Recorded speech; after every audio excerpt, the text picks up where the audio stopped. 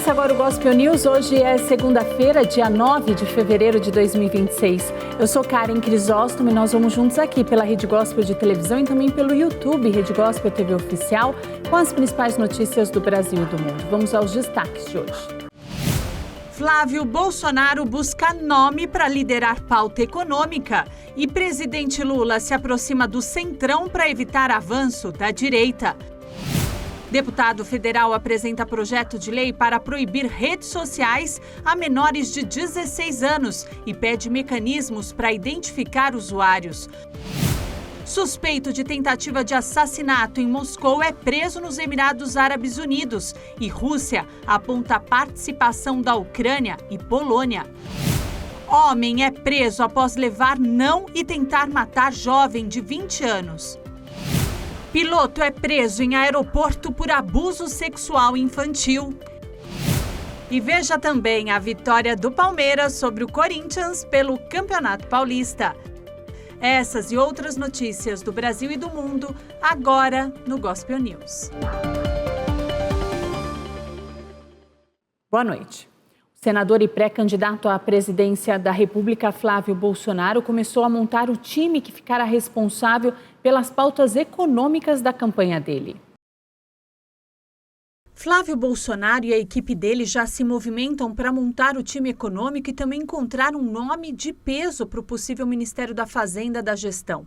Segundo pessoas próximas a ele, Flávio quer um nome de peso, assim como foi com Paulo Guedes na gestão de Jair Bolsonaro.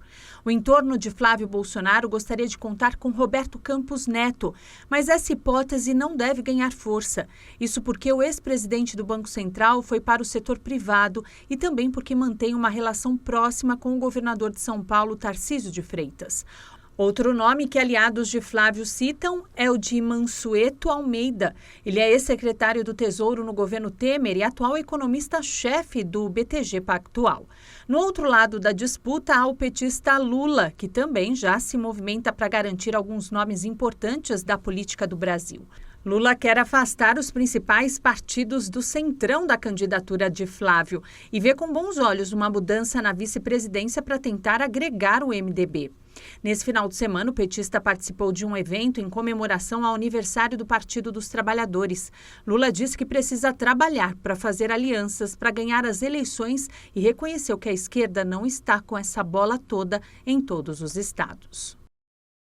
A Comissão de Assuntos Econômicos do Senado Federal deve pedir acesso aos documentos em sigilo do Banco Master e também de Daniel Vorcaro.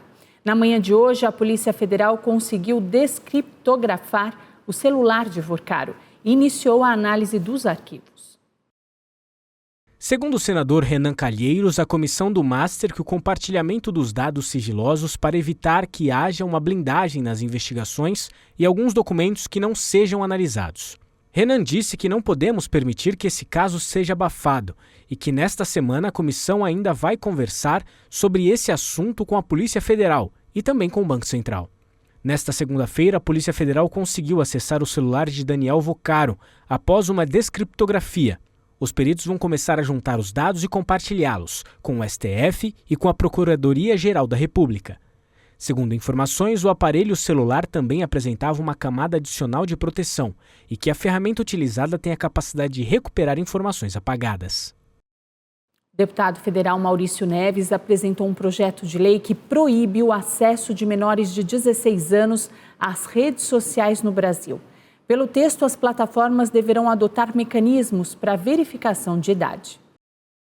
O texto inclui na legislação a vedação expressa ao acesso a redes sociais de qualquer natureza por pessoas com menos de 16 anos e pede ainda mecanismos para verificação de idade. O deputado federal Maurício Neves afirma que o objetivo é reduzir os riscos à saúde mental e ao desenvolvimento de crianças e adolescentes, citando problemas como ansiedade, distúrbios do sono, exposição a conteúdos sensíveis e casos de cyberbullying. Pesquisas sobre comportamento digital de crianças e adolescentes no Brasil indicam que uma parcela relevante dos usuários cria perfis antes da idade mínima exigida pelas plataformas. Na semana passada, Espanha e Alemanha indicaram um avanço em projetos semelhantes.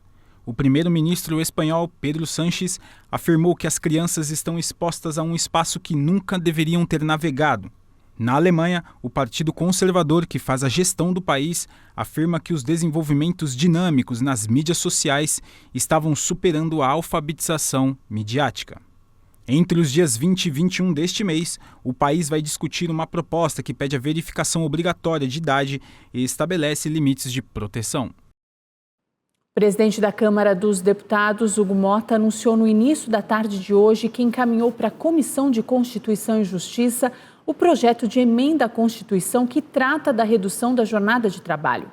Hugo Motta afirmou que, após as análises, será criada uma comissão especial para debater o projeto com todos os setores envolvidos. E economistas reduziram a estimativa de inflação no boletim Focus desta semana. Eles projetam o IPCA abaixo dos 4%. Nessa semana, o mercado financeiro segue acreditando em uma queda de 2,25 pontos percentuais na Selic, que deve fechar em 12,25% ao ano. E o suposto autor da tentativa de assassinato de um general russo foi preso nos Emirados Árabes Unidos. A vítima segue internada. Os serviços de segurança russos anunciaram a prisão do suposto autor da tentativa de assassinato de um general de alto escalão russo em Moscou. Vladimir Alexeyev foi alvo de vários disparos na sexta-feira e hospitalizado. O suspeito do ataque atribuído à Ucrânia foi preso nos Emirados Árabes Unidos e entregue à Rússia. Como resultado das medidas tomadas pelo ministro do Interior e pelo Comitê de Investigação, bem como pelas autoridades competentes dos Emirados Árabes Unidos, o suspeito foi detido e trazido para a Federação Russa. Nos últimos meses, a Rússia e os territórios ucranianos sob seu controle têm sido palco de uma série de assassinatos de militares e autoridades políticas locais, alguns dos quais foram reivindicados por Kiev. Alexeyev, que sobreviveu, é o primeiro adjunto do chefe do Serviço de Inteligência Militar russo, Igor Kostyukov, que lidera a delegação russa nas negociações de paz com a Ucrânia. Na manhã de hoje, o Serviço Federal de Segurança da Rússia afirmou que a tentativa de assassinato desse general foi ordenada pela Ucrânia, com participação da Polônia. O suspeito do crime foi identificado como Lyubomir Korba, de 65 anos.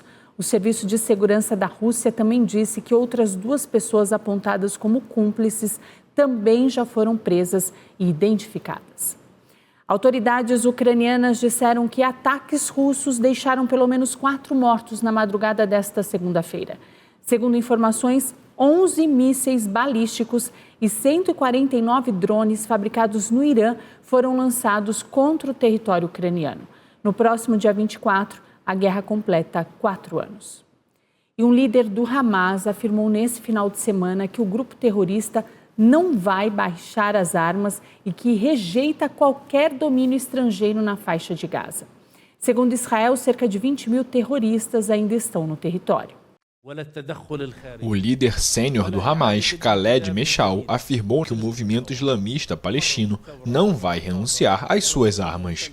O plano do presidente americano Donald Trump para pôr o fim definitivo à guerra em Gaza entrou em janeiro na sua segunda fase, que prevê o desarmamento do movimento e a retirada progressiva do exército israelense do território. Criminalizar a resistência, suas armas, é algo que não devemos aceitar. Segundo dirigentes israelenses, o movimento islamista ainda dispõe de 20 mil combatentes e de dezenas de milhares de armas no enclave. Khaled Meshal também sustentou que o grupo vai rejeitar qualquer domínio estrangeiro na faixa de Gaza. Aderimos aos nossos princípios nacionais e rejeitamos a lógica da tutela, da intervenção externa ou do retorno de um mandato. Os palestinos se autogovernam. Gaza pertence ao seu povo e a Palestina pertence ao seu povo. Não aceitaremos nenhum domínio estrangeiro. De acordo com os termos da trégua, o governo do território, devastado por 2 anos de guerra, deverá ser confiado em uma fase transitória a um comitê de 15 tecnocratas palestinos, sob a autoridade do chamado Conselho de Paz, presidido por Trump. O exército israelense disse hoje que matou 4 terroristas do Hamas durante uma movimentação em Rafah, no sul do território. O exército afirmou que os terroristas saíam de um túnel e abriram fogo após perceberem a presença de soldados. Nenhum militar israelense ficou ferido. O Pentágono anunciou que vai cortar os vínculos acadêmicos com a Universidade de Harvard. todos os programas de certificação e bolsas de estudo serão cancelados. O Pentágono divulgou um comunicado que confirma o corte de todos os seus vínculos acadêmicos com Harvard. A medida encerra a educação militar, as bolsas de estudo e os programas de certificação com a universidade. A decisão é o capítulo mais recente da disputa do governo do presidente Donald Trump com a prestigiada instituição de ensino da Ivy League. O governo republicano acusa a instituição de promover a ideologia woke, um termo pejorativo usado pela direita radical para as políticas de diversidade. No comunicado, o secretário de Defesa, Pete Hegseth, lembrou que o Pentágono enviou os melhores e mais brilhantes oficiais para Harvard, esperando que a universidade compreendesse e valorizasse melhor a classe militar. Hegseth afirma que, em vez disso, muitos oficiais voltaram parecidos demais com Harvard, com a cabeça cheia de ideologias globalistas e radicais que não melhoram as fileiras de combate. O Pentágono indicou que a ruptura dos laços começará no ano letivo de 2026-2027 e que os militares que estiverem com estudos em andamento poderão concluí-los. O diretor de comunicação do primeiro-ministro britânico Keir Starmer renunciou hoje ao cargo em meio aos casos de abuso sexual de Jeffrey Epstein. Tim Allen disse que se retirou para permitir a formação de uma nova equipe e desejou sorte à equipe do primeiro-ministro. O governo britânico enfrenta uma forte crise após conexões entre embaixador do país em Washington e o criminoso sexual. Antônio José Seguro venceu e foi eleito o novo presidente de Portugal com mais de 66% dos votos. O socialista moderado Antônio José Seguro venceu o segundo turno das eleições presidenciais em Portugal no domingo, derrotando decisivamente o oponente de extrema-direita André Ventura, que saiu fortalecido apesar da derrota.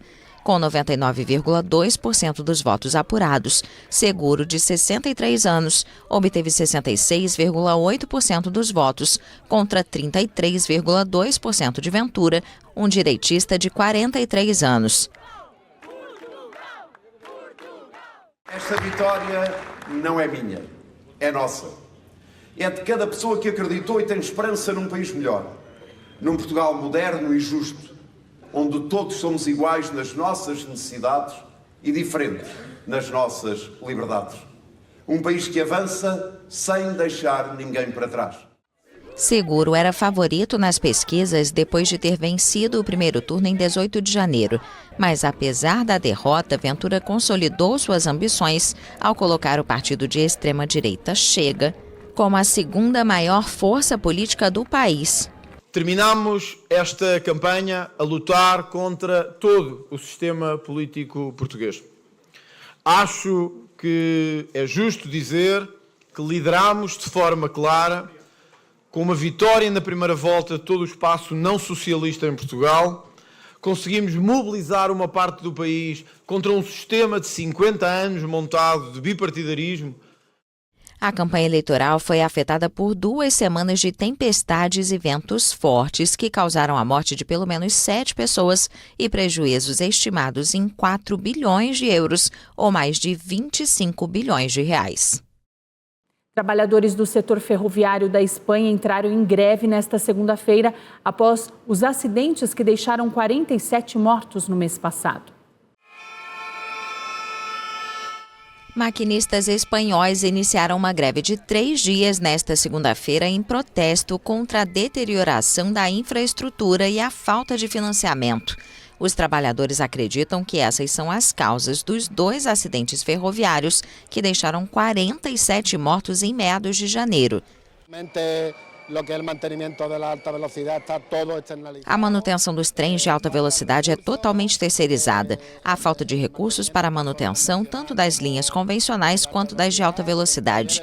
Nas oficinas também sofremos com esse problema, com falta de peças de reposição, terceirização de tarefas e pessoal insuficiente.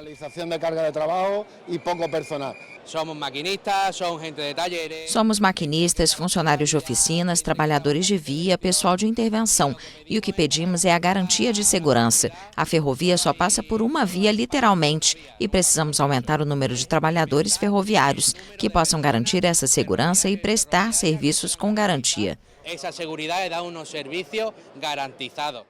Como é habitual na Espanha, as autoridades determinaram que os trabalhadores mantenham em funcionamento até 75% dos trens de curta distância durante os horários de pico e 50% no restante do dia. Mesmo assim, houve dificuldades no trajeto entre Madrid e os subúrbios. Os passageiros lotaram as plataformas a tal ponto que o acesso precisou ser controlado. A primeira-ministra do Japão, Sanai Takaichi, prometeu hoje uma mudança importante na política do país após vencer as eleições legislativas. A primeira-ministra do Japão, Sanai Takaichi, comemorou nesta segunda-feira a vitória contundente do seu Partido Liberal Democrata nas eleições legislativas antecipadas, realizadas na véspera. A votação aproximou a legenda de conquistar uma maioria de 2/3 na Câmara Baixa, aproveitando a forte popularidade da política, que assumiu o cargo em outubro. Recebemos um número extremamente grande de assentos. Isto marca o início de uma responsabilidade pesada, muito pesada, de tornar o arquipélago japonês mais forte e mais próspero. Sinto-me profundamente honrado e plenamente consciente do peso deste dever. Projeções apontam que o PLD conquistou 316 das 465 cadeiras da poderosa Câmara Baixa do Parlamento. Se os resultados oficiais confirmarem as previsões, a primeira mulher a governar o Japão terá um mandato sólido para avançar com sua agenda, que inclui aumento dos gastos com defesa, uma possível reforma da Constituição e normas migratórias mais rígidas, apesar da queda populacional. Na coletiva de imprensa desta segunda-feira, Takaichi abordou questões como a relação com os Estados Unidos, de onde recebe forte apoio do presidente Donald Trump, e com a China. Como nação, permanecemos abertos a diversas formas de diálogo com a China.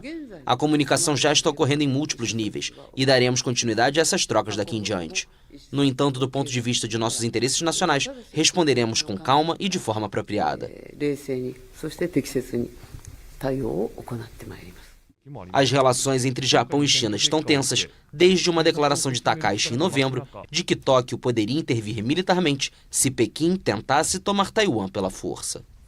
O advogado de Narges Mohamed confirmou nesse domingo que um tribunal iraniano condenou a ganhadora do Nobel da Paz em 2023 a 6 anos de prisão.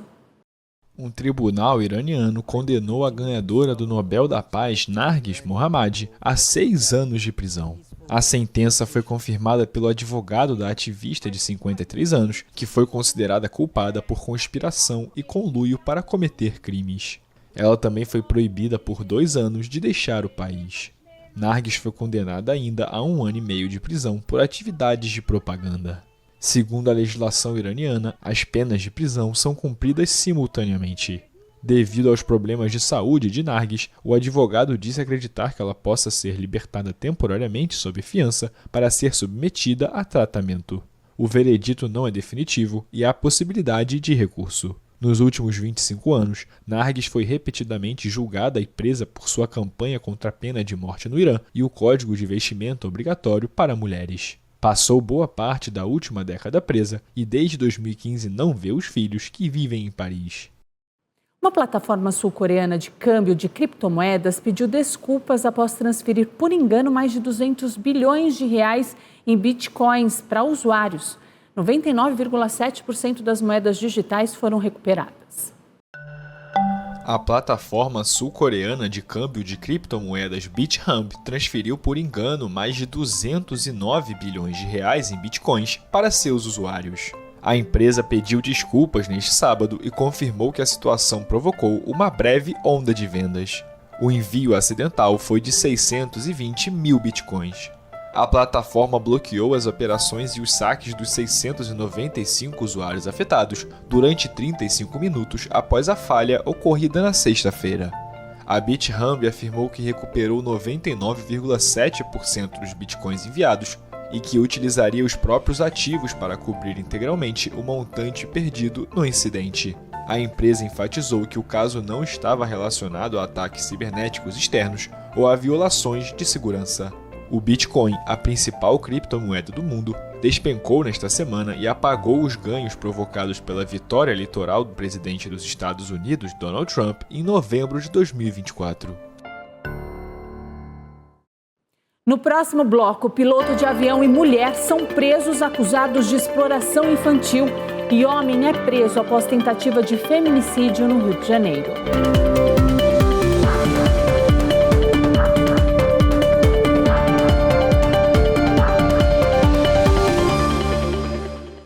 Estreia hoje no Gospel News um quadro diário com o deputado estadual Dr. Eduardo Nóbrega. Ele vai falar sobre utilidade pública, serviços, economia, segurança e os assuntos do dia a dia para um país melhor. Nesse primeiro episódio, Eduardo traz os detalhes do andamento das obras do metrô de Taboão da Serra e outras novidades da região.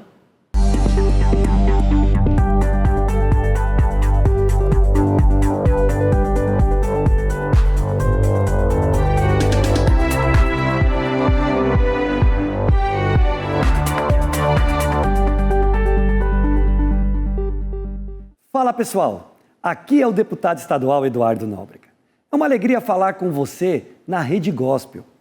Hoje eu quero compartilhar uma notícia muito importante para a nossa região, especialmente para quem vive em Taboão da Serra e nas cidades vizinhas. Durante muitos anos, a população esperou por investimentos que melhorassem a mobilidade e trouxessem mais desenvolvimento.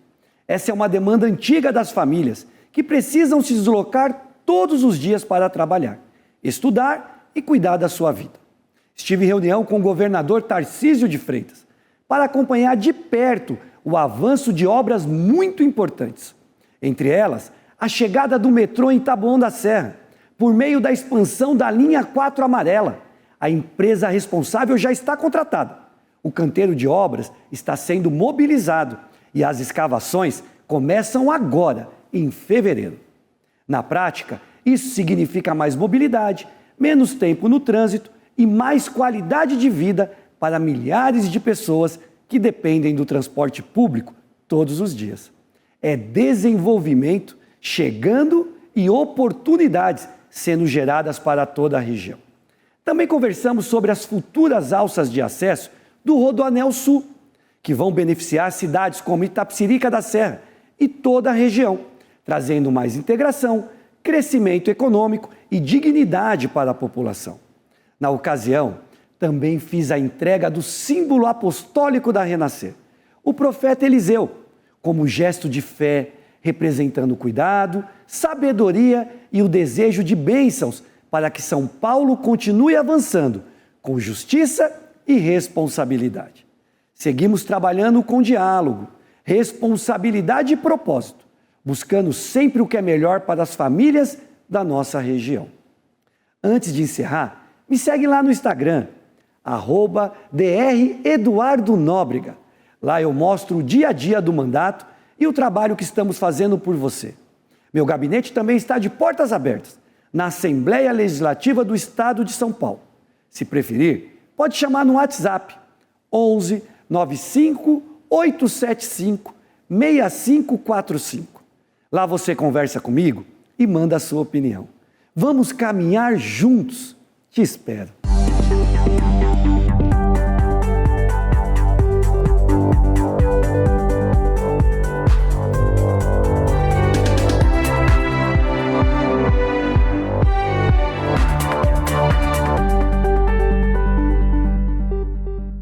Muito obrigada, deputado. Amanhã tem mais Fala Deputado aqui no Gospel News. E nesse final de semana começou o pré-carnaval em todo o Brasil. Em São Paulo, policiais disfarçados de foliões prenderam um ladrão de celulares. Policiais à paisana e fantasiados entraram em cena durante a passagem do bloco da Ivete Sangalo na capital paulista. Em uma ação integrada da Polícia Militar com a Polícia Civil, os agentes vestidos de ET, inclusive, prenderam um homem. O suspeito foi detido carregando inúmeros celulares, aparentemente roubados durante a folia. A operação policial ocorreu no sábado e, quem sabe, não volta a atrapalhar a contravenção durante o carnaval. O prefeito de São Paulo, Ricardo Nunes, se manifestou sobre os primeiros dias de festas de rua na capital paulista.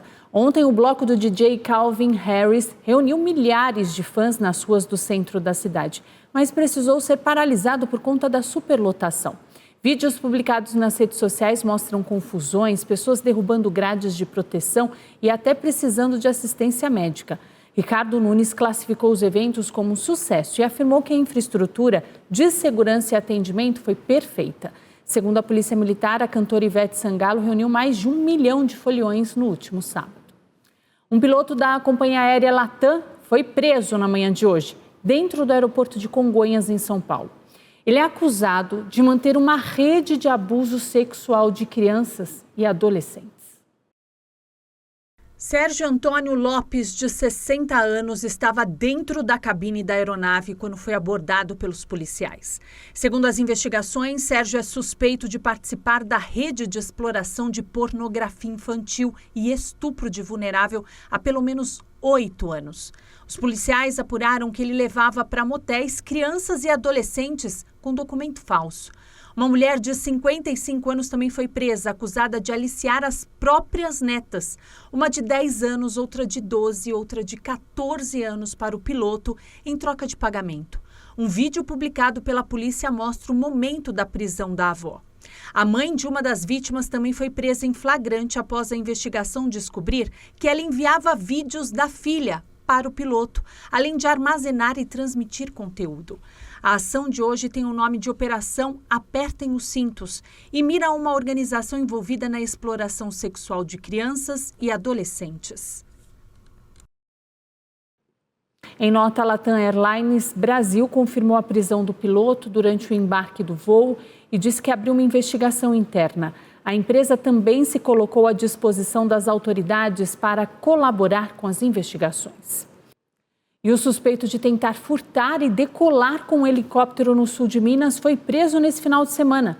O homem de 52 anos afirmou à Polícia Militar que invadiu o local para testar a aeronave, mas após ganhar um pouco de altitude caiu e ficou destruída. Não houve feridos.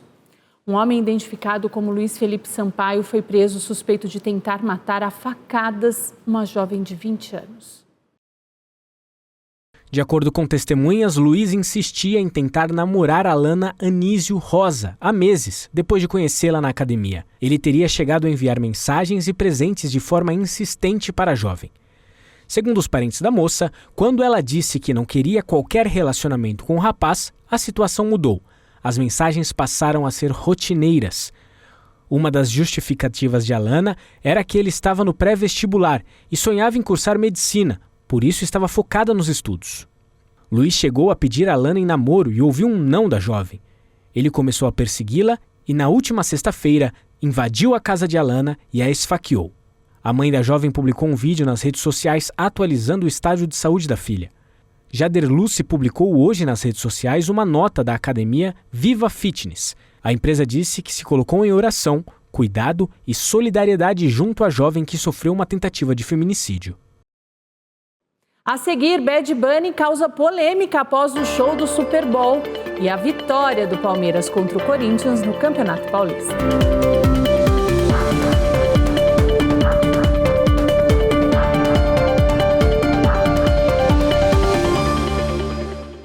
O cantor porto-riquenho Bad Bunny se apresentou no intervalo do Super Bowl na noite de ontem. Ele trouxe referências do continente e citou todos os países da região. O presidente dos Estados Unidos, Donald Trump, chamou a apresentação de absolutamente terrível e classificou como uma afronta à grandeza da América. Esta professora aposentada foi à praça principal de Vega Barra, em Porto Rico, no domingo, para assistir em um telão gigante à apresentação de seu ex-aluno Bad Bunny, que fez todos dançarem durante o show do intervalo do Super Bowl.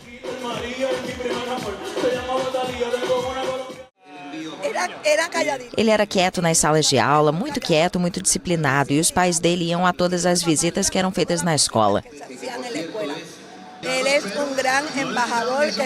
Ele é um ótimo embaixador que definitivamente representa a nossa cultura. Além disso, ele é uma pessoa muito sensível. Eu não preciso dizer isso porque dá pra ver. Ele se emociona, não tem vergonha de se emocionar e chorar. Ele não se abochorna quando se emociona e chora.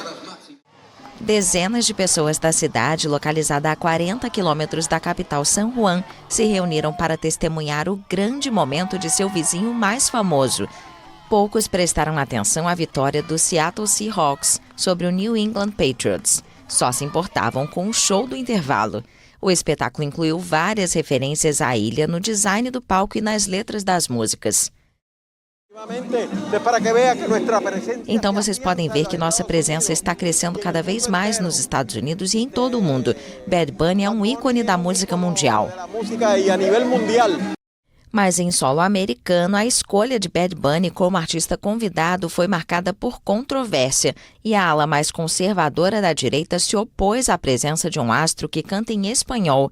O presidente Donald Trump criticou a apresentação, dizendo que foi uma afronta à nação e que ninguém conseguiu entender a inovadora performance em espanhol. O magnata pareceu ignorar os dados oficiais do governo, que apontam que mais de 41 milhões de americanos falam espanhol. Palmeiras venceu o Corinthians 1-0 na Neoquímica Arena. Corinthians e Palmeiras fizeram um jogo movimentado na Neoquímica Arena. Não em gols, mas sim em oportunidades. Aos 33 minutos do primeiro tempo, o árbitro viu um soco do goleiro do Verdão no zagueiro do Corinthians. Memphis Depay foi para a bola e perdeu. Mas o motivo do Memphis Depay ter escorregado pode ter sido esse aqui. Momentos antes da cobrança, Andréas Pereira foi visto passando o pé na marca do pênalti. E o futebol tem uma regra clara. Quem não faz, toma. Hugo rebateu um chute e Flaco Lopes fez o gol da vitória do Verdão. Na comemoração, o palmeirense chutou a bandeirinha e uma confusão se instalou na Neoquímica Arena. Mas foi só. Placar final 1-0 Palmeiras. Fortaleza e Ceará se enfrentaram ontem pelo Campeonato Cearense, mas antes da bola rolar, brigas foram registradas na capital Fortaleza. Mais de 350 pessoas foram capturadas pela polícia durante confrontos entre torcedores e militares. Segundo a polícia local, 81 adolescentes também foram detidos. Quem tiver a participação comprovada pode responder por associação criminosa, corrupção de menores, lesão corporal e outros crimes no contexto da Lei Geral do Esporte. O Gospel News desta segunda-feira fica por aqui. Eu desejo a todos vocês uma ótima noite. Amanhã, a partir das 7, estamos de volta com as principais notícias do Brasil e do mundo. E até lá, você fica muito bem informado no YouTube, Rede Gospel TV Oficial e também no Spotify Gospel News em 3 minutos. Boa noite e até amanhã.